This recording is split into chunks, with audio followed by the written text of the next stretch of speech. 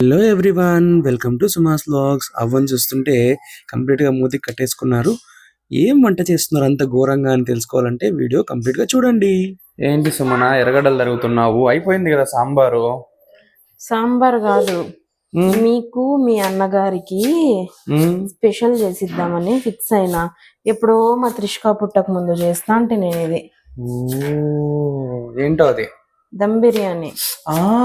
Okay okay, Hyderabad style veg dum biryani చేస్తున్నాను. Okay. ఈ onions ఎందుకు ఇలా కట్ చేస్తున్నా అంటే మనము ఫ్రైడ్ ఆనియన్స్ ప్రిపేర్ చేసుకోవాలి. ఓకే, ఈ స్టైల్లో కట్ చేస్తేనే మనకు ఫ్రైడ్ ఆనియన్స్ అంత రెస్టారెంట్ స్టైల్ వచ్చేది. తర్వాత నేను చేస్తున్నది ప్రాపర్ అథెంటిక్ హైదరాబాదీ స్టైల్. చూసేద్దాం రండి. ఇక్కడ ఆనియన్స్ కట్ చేసుకున్నా. ఇక్కడ చూడండి, క్యారెట్, బీన్స్, ఆలు అంతే తీసుకున్నా. మీకు ఇన్ కేస్ క్యాలీఫ్లవర్, బఠానీ ఇంకా ఏవి కావాలన్నా యాడ్ చేసుకోవచ్చు. మా ఆయన మా బావగారికి స్పెసిఫిక్గా ఇవే ఉండాలి, అందుకనే ఇవి యాడ్ చేస్తున్నా. సో ఇంకా ఫ్రైడ్ ఆనియన్స్ చేసుకుందాం రండి. ఆయిల్ ఇలా వేసుకున్నా చూడండి. ఆయిల్ వేసుకొని బాగా హై ఫ్లేమ్లో పెట్టుకొని ఆనియన్స్ అంటే అన్నీ వేసుకోవాల్సిన అవసరం లేదు. చూసారా, ఇక్కడ నేను కొద్దిగా పక్కన ఉంచుకున్నా. అది ఎక్కడ యూజ్ చేయాలని కూడా నేను నెక్స్ట్ స్టెప్స్లో చెప్తా. ఇవన్నీ బాగా ఫుల్ గోల్డెన్ బ్రౌన్లోకి వచ్చేయాలి, పింక్ కలర్ కాదు.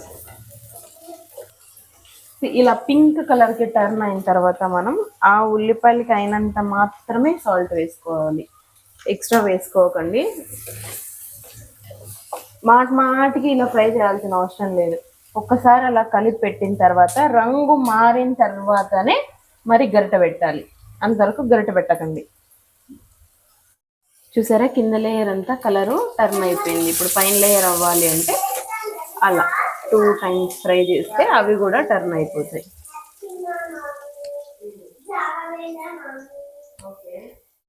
ఏమో చేస్తా ఉన్నా. ఏంది వెరైటీగా ఉంది? ఓహోహోహో, మగవాళ్ళ బనీళ్ళు అంతా ఇంతేనా? మీకు కనపడవు, మావే కనపడేది.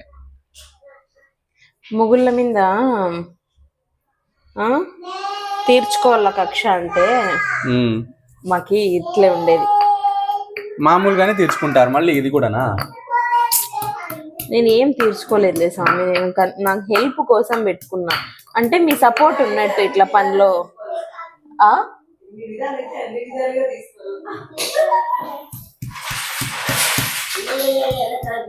ఎన్ని రోజులైంది అసలు నేను ఇట్లాంటివన్నీ చేసి. నాతో చేపిస్తాన్నారు లాస్ట్కి. ఇల్లు అన్నీ తట్టుకోవచ్చు కానీ వాసన తట్టుకోలేం. నేను ఇంకా ప్రాసెస్ స్టార్ట్ చేయలే. మా అక్క అంత దూరం కూర్చొని హాల్లో టవాలంతా మూసి పెట్టుకొని, కండ్లు మూసి పెట్టుకొని, ఆడ దాసి పెట్టుకొని, ఇంకా చూడండి, ఇంకా ఆ పక్కకి ఇంకో రూమ్ ఉందనమాట, ఆ రూమ్ దాటుకొని వెళ్ళిపోతుంది. నేను ఫస్ట్లో ఇది చేసినప్పుడు మాస్క్ వేసుకొని చేసింది. ఇంతకీ ఏంటో ఇది? అల్లం వెల్లుల్లి paste, okay, veg biryani Hyderabadi style. మొహంలోనే కనపడతా ఉంది ఎట్లా కొట్టాలా అనేది. నువ్వు మళ్ళీ ఇంతగా క్యాప్చర్ చేస్తే కష్టం స్వామి. సుజ్జి స్మెల్ వస్తుంది, రెడీగా ఉండుమ్మా.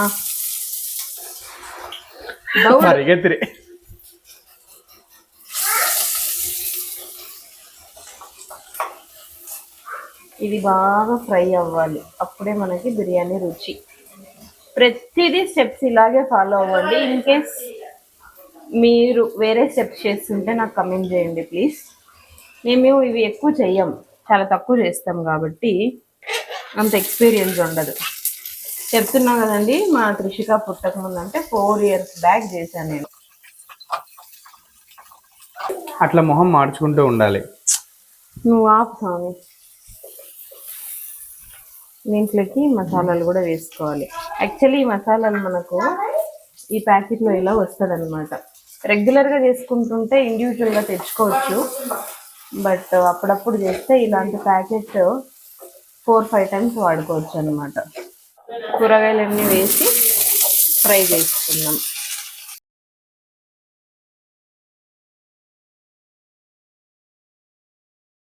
కొద్దిగా వేగాలి, మూత పెట్టి వేయించుకుందాం. కాసేపు అలా మూత పెట్టి ఫ్రై చేసుకుంటే బాగా మంచిగా ఈజీగా ముక్క బాగా ఉడుకుతుంది అనమాట. వెజిటబుల్సే ముక్క అంటే, ఓకేనా? మరి ఇంకేమో అనుకోకండి. నేను ఇక్కడ ఇలా చేస్తుంటే ఆడ మా అమ్మమ్మ ఏమో చేస్తున్నారు. ఇందులో గరం మసాలా, బిర్యానీ మసాలా చూసారా, ఎప్పుడో ఒకసారి అలా యూజ్ చేసుకున్నప్పుడు ఇలా చిన్న చిన్నవి తెచ్చుకుంటే మనకి చాలా బాగా సరిపోతాయి అన్నమాట. అవి కూడా 3-4 టైమ్స్ వాడచ్చు. టర్మరిక్, తర్వాత కారం పొడి, గరం మసాలా, బిర్యానీ మసాలా, ఉప్పు, పెరుగు వేసి ఇలా మిక్సింగ్ చేసుకుంటున్నా. ఇలా ఈ మాత్రం ఫ్రై అయిన తర్వాత మనం ఇలా మిక్స్ చేసుకున్నదంతా వేసేసుకోవాలి. ఇది ఇలా వేసి ఫ్రై చేసి ఒక 3 మినిట్స్ మూత పెట్టేస్తే మనకి బాగా పట్టుకుంటుంది అనమాట మసాలా అంతా. దీనికి సరిపడా ఉప్పు దీనికి వేసేసాను. ఎక్కడెక్కడ కావాల్సిన ఉప్పుడు అక్కడక్కడ వేసేయాలి, అన్నీ లాస్ట్లో వేసేయాలి మన సాంబార్ లెక్క అంటే కుదరదు అనమాట.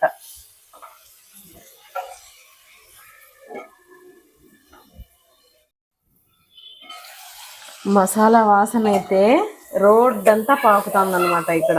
అందుకే ఇందాక వచ్చిపోయారు కొంతమంది మాకు బిర్యానీ కావాలా అని. సో ఇదైతే అయిపోయింది. ఇది ఆఫ్ చేస్తాను. ఆఫ్ చేసి దీన్ని పక్కన ఉంచుదాము. ఇంకా ఇటువైపు వాటర్ పెట్టుకున్నాను అనమాట రైస్ కోసమే. ఇందులో కొద్దిగా రైస్కి సరిపడేంత సాల్ట్ మాత్రమే వేసాను. దీంట్లోకి ఒక 3 ఆకులు వేయాలి. నాకు ఇవి ఏమంటారో, ఏమన్నా ప్రొనౌన్సియేషన్స్ రాంగ్స్ ఉంటే ప్లీజ్ కరెక్ట్ మీ, ఓకేనా? ఏం లే, బిర్యానీ పదార్థాలు అంటే అయిపోయి తెలియకపోతే. అయ్యో నిన్న ఈడ అట్లే పోయి బిర్యానీకి వేస్తాం కదండి, ఆ ప్యాకెట్ ఇవ్వండి అని అడిగిన. ఆయన బిర్యానీ మసాలా ఇచ్చింది. ఇది కాదు అన్న. తర్వాత ఇట్లా ఆకు ఇదంతా వస్తుంది కదా, పలావ్ మసాలా అన్నల్ల దాన్ని అని చెప్పా. ఓ, ఇప్పుడు అర్థమైందా ఇది బిర్యానీ కాదు పలావు అని. మీరు దీన్నే కాదంటారు. ఏమో లేప్ప, మా తెలుగు వాళ్ళకి ఇది బిర్యానీ, కర్ణాటక వాళ్ళకి ఇది పలావ్, అంతేనా? అట్లేం లేదు, అందరికీ ఇది పలావే. అదెట్లయితుంది? బిర్యానీ అంటే అది వేరే. చూద్దామా మళ్ళీ కమెంట్లు ఏమొస్తాయో చూద్దాం, వీళ్ళు కామెంట్ చేస్తారు. ఇలా వాటరు ఇంకా తెరలుతుంది అనే టైంలో రైస్ వేయాల. మీరు తెరలే టైంలో వాటర్ ఇది రైస్ వేస్తే అది వేరే రకంగా అయిపోతుంది అనమాట. బిర్యానీకి మాత్రం ఇలాగే చేయండి. పలావ్కి అయితే ఆ వాటర్ తెరలుతున్నప్పుడు వేయాలి. ఇలా వేసి మాత్రం దయచేసి వదలకండి, మీకు వాటర్ అంతా రైస్ పీల్చేసుకొని ఒక రకంగా అయిపోతుంది. ఇలా రైస్ వేసిన వెంటనే ఏం చేయాలి అంటే, ఒక స్పూన్ ఆయిల్ ఖచ్చితంగా వేయాలి, ఒకటిని అంటుకోకుండా. తర్వాత రైస్ 60% మాత్రమే ఉడకాలి. ఇంకిప్పుడు మూత ఫుల్ పెట్టేయకూడదు, కొద్దిగా మాత్రమే ఓపెన్లో పెట్టుకోవాలి, లేదంటే పొంగిపోయి వేస్ట్ అయిపోతుంది అనమాట. ఇలా మరలుతున్నప్పుడు నిజంగా చెప్తున్నా, రైస్ మాత్రం కంటిన్యూస్గా చెక్ చేసుకోవాలి. మీకు కొంచెం ఓవర్గా బాయిల్ అయిపోయింది అంటే ప్రాసెస్ అంతా వేస్ట్ అయిపోతుంది. నీట్గా కొంచెం బిరుసుగా ఉండాలి, మరి ముద్దగా అవ్వకూడదు. ఇంకా దమ్ పెడతాం కదా, ఏంది నాయన వాసన ఇది? ఇదే బిర్యానీ ఆకు వాసన.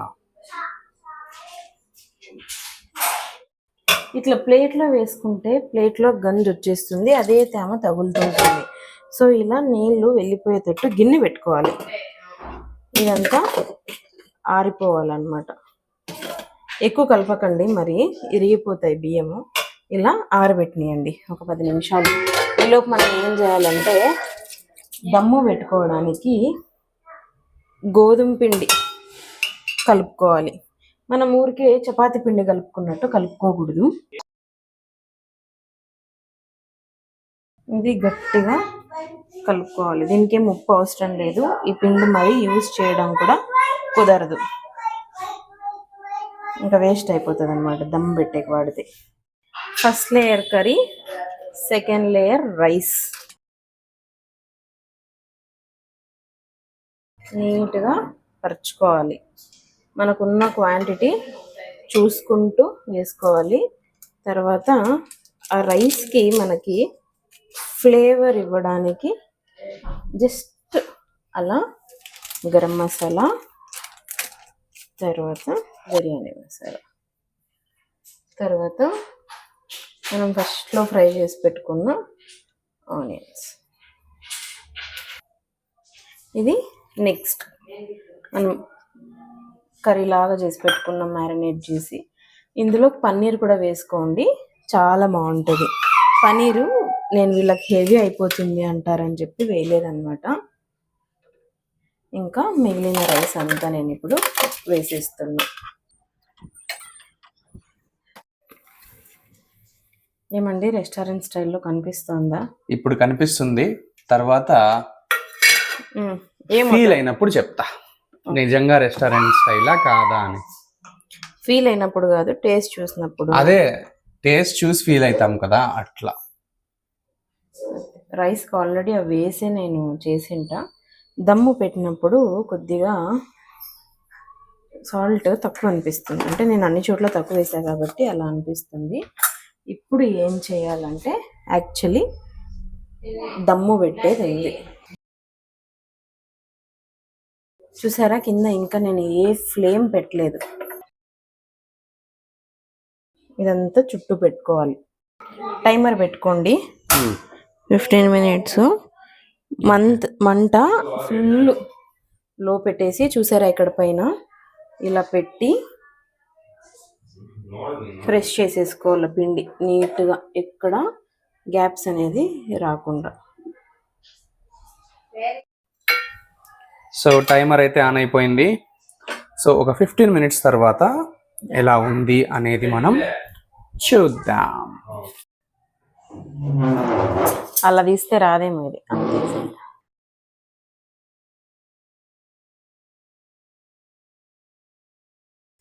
వాసన మాత్రము కప్పని కొడుతుంది. గప్పు ఓకే,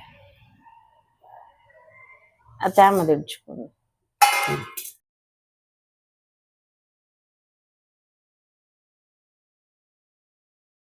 ఇప్పుడు మా బావగారు టేస్ట్ చేసి చెప్తారు ఎలా ఉందని. ఇద్దరు తినండి, ఇద్దరు టేస్ట్ చేసి చెప్పండి ఎలా ఉందని. నాకు టెన్షన్ అవుతుంది, చాలా రోజుల తర్వాత తీస్తున్నాం కదా.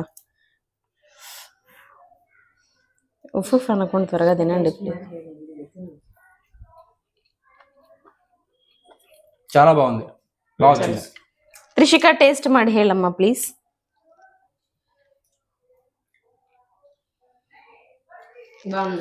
అందరూ వెయిట్ చేస్తా ఉన్నారు. సో మీరు కూడా ఇలా ట్రై చేసి ఎలా ఉందో కమెంట్ చేయండి. Thanks for watching. Subscribe to Sumaha's vlogs.